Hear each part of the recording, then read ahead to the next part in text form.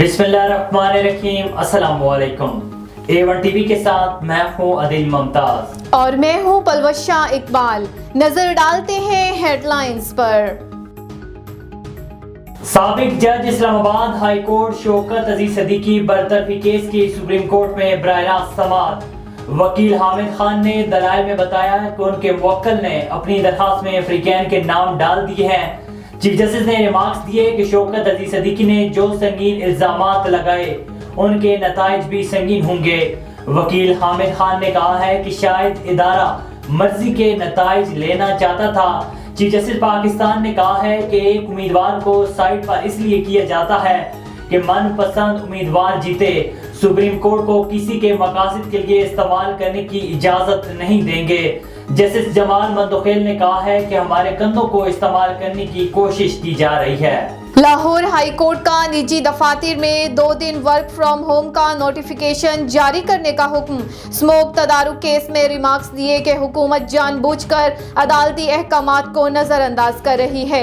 अपनी कोताहियां दूसरों पर न डाले। हफ्ते के रोज स्कूल बंद करने और हफ्ते में 2 दिन वर्क फ्रॉम होम का कहा गया, मगर हुकूमत ने कुछ नहीं किया।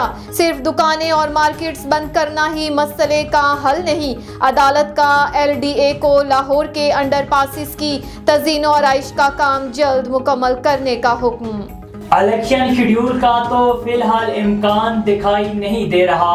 इस्लामाबाद हाई कोर्ट के रिमार्क्स।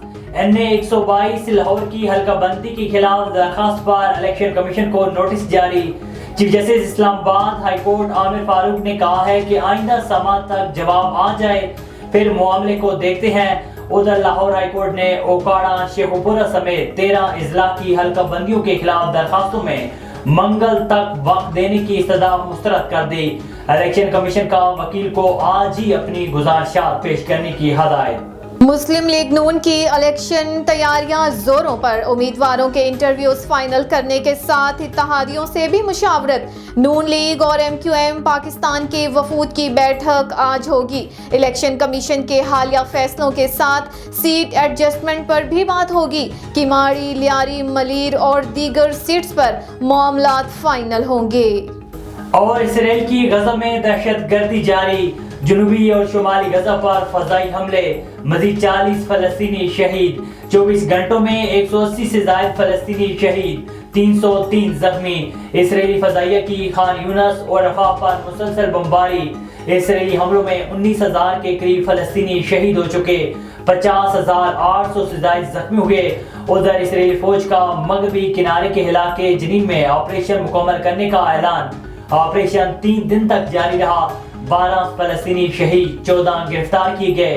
7 अक्टूबर से अब तक मगरबी किनारे में सिहोनी फौज 270 से ज्यादा फलस्तीनी शहीद कर चुकी। हेडलाइंस आपने जानी। A1 टीवी के न्यूज स्टूडियो से फिलवक्त इतना ही। मजीद खबर और अपडेट्स के लिए देखते रहिए A1 टीवी। A1 टीवी, सब पे नजर, अंदर की खबर।